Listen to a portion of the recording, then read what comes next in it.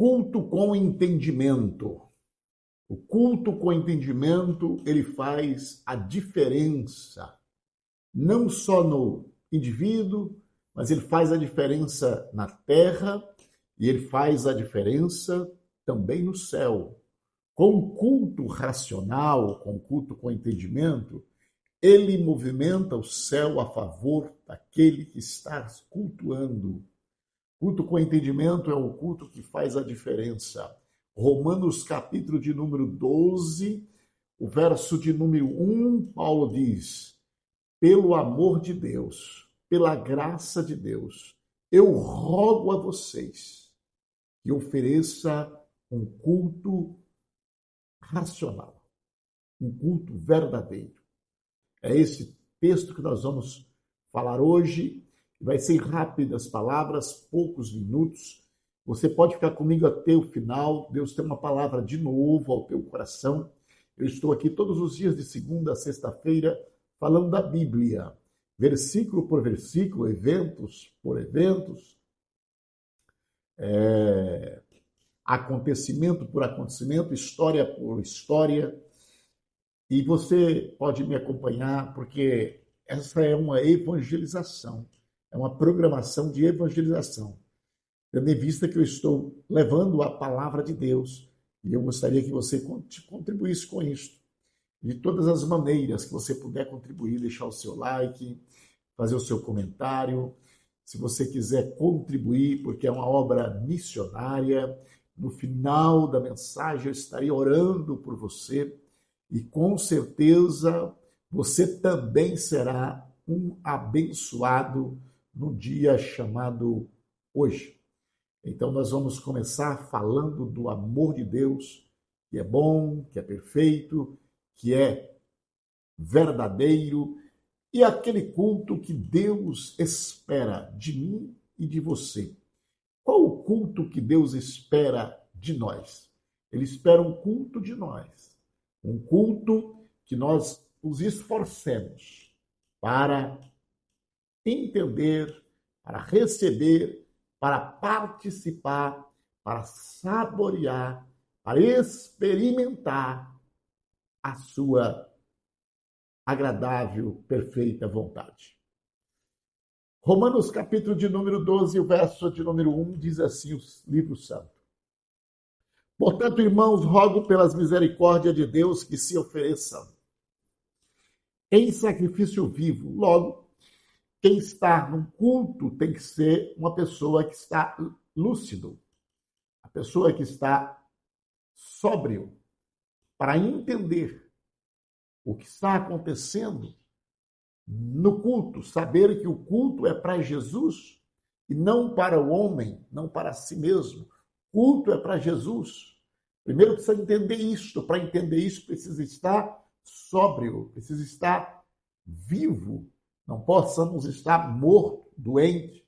Porque quem é o morto doente na igreja? É aquele que chega para olhar o templo, olhar o terno do pregador, olhar o vestido da irmã, olhar a língua estranha de A, de B, aquele que vem olhar a liturgia, se foi um louvor antes, se foi uma adoração antes, se foi a palavra antes, aqueles que chegam no culto para olhar se vai ter oferta, contribuição. Então, esse é um culto morto. Culto vivo é o culto que você põe o pé na entrada da igreja e já começa a voltar ao seu mente, o seu entendimento, que ali você chegou somente para glorificar e adorar Deus e entender que o seu culto é individual. Então, nós vamos seguir aqui falando sobre uma pessoa oferecer em sacrifício vivo. E também, em segundo lugar, santo. Na igreja você precisa ter uma perfeição de separação. Santo aqui é ter uma vida com Deus. Santo aqui é estar em condição de servir a Deus. No Antigo Testamento, um sacerdote precisava se lavar, se banhar, precisava trocar roupas, Tinha tudo ali, uma organização para ele entrar no santuário. E assim Deus está dizendo, faça. Primeiro, peça perdão pelos seus pecados. Peça misericórdia para Deus, para que ele aceite seu culto hoje. E não entrar numa igreja achando que já está em condição de... Por isso existe oração antes de culto. Porque a oração é para purificação, para pedir perdão, se consertar diante do altar para oferecer o seu culto. Terceiro, que esse culto seja agradável a Deus. Deus só agradará do seu culto se você estiver ali individual e se você estiver ali somente para Deus. Você pode estar no meio de 1000 pessoas, mas você precisa estar ali numa exclusividade para Deus. Não é um lugar que você veio por causa do namorado, não é um lugar que você veio por causa do pregador, não é um lugar que você veio por causa do cantor, e nem um lugar que você veio por causa do seu cargo. Não, ali é o lugar que você veio por causa de Jesus. Se você veio por causa de Jesus, Jesus está se agradando de você. Então Paulo diz, pela misericórdia de Deus, se ofereçam o seu sacrifício vivo, santo, agradável a Deus. E seguindo ele diz, este é o culto racional. O culto racional é um culto com discernimento, culto com entendimento, entendendo que ali é o lugar de adoração, ali é um lugar de oração, ali é um lugar, não é um lugar de comércio, não, é um lugar de culto. Então você é um adorador purificado, limpo, transformado, sem envolvimento, sem embaraço com nada. Este é o culto do entendimento, culto de que adore a Deus. Sacrifício vivo, santo, agradável e mente renovada, mente lúcido, sóbrio. Por isso que o bêbado não serve para adorar a Deus e nem para cultuar, porque ele não está sóbrio. Verso de número 2. Não se amoldem ao padrão deste mundo, ou seja, não imite este mundo. Vírgula, mas transformem pela renovação da sua mente. Então, deixe que a sua mente seja renovada, transformada, e não queira compartilhar com este mundo. Não se molda a este mundo. Não imitem a este mundo, mas deixe que transforme-se pela renovação da sua mente. Então, você vai se transformando a cada dia quando o seu culto é real, você vai se transformando e vai compreendendo. O mundo é tudo que é terreno. O mundo é tudo aquilo que é natural, material. Então, tudo isso a gente tem que deixar lá fora, porque nós viemos para adorar a Deus. Então, nós não estamos no templo, movido, pensando no seu boleto que vai pagar, na sua conta que você precisa. Não, na casa que você vai buscar, não. Na igreja é para adorar a Deus. O culto racional é o culto perfeito, sem mistura de interesses. Seguindo, esse é o método de adoração. Esse é o método de culto. Você vai fazer isso para quê? Para que sejam capazes de provar, de experimentar. É um experimento. É uma coisa sensível. É provando, saboreando. A boa. Glória a Deus. Agradável. E a perfeita vontade de Deus. Não é tão fácil você experimentar a boa vontade de Deus.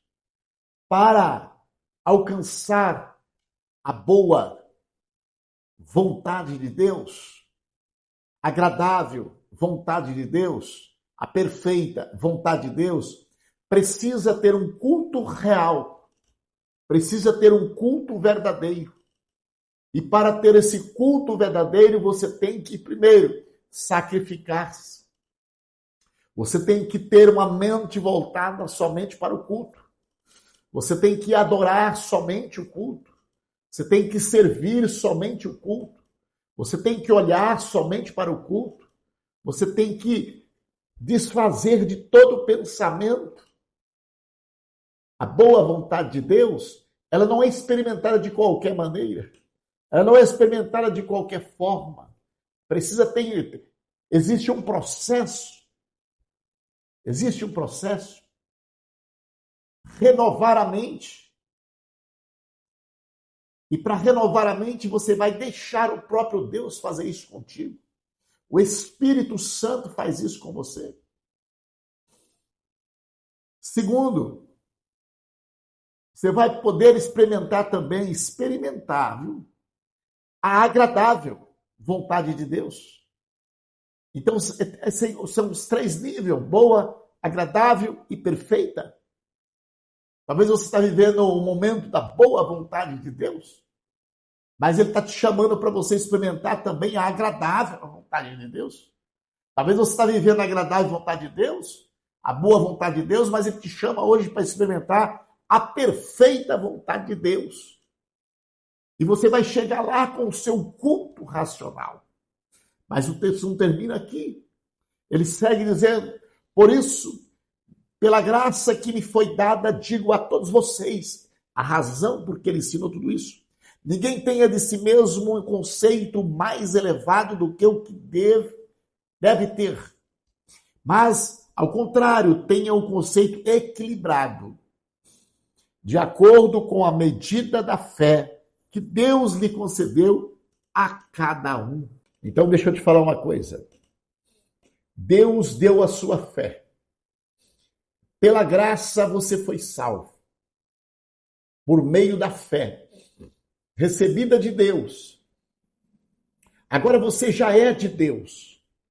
Então agora ele traz aqui o método para você experimentar boa, agradável e perfeita vontade de Deus. Então observa de novo. Quero repetir isso aqui. Você já foi alcançado pela fé. Você foi alcançado pela graça por meio da fé. O texto termina dizendo: não queira estar acima da fé que Deus te deu.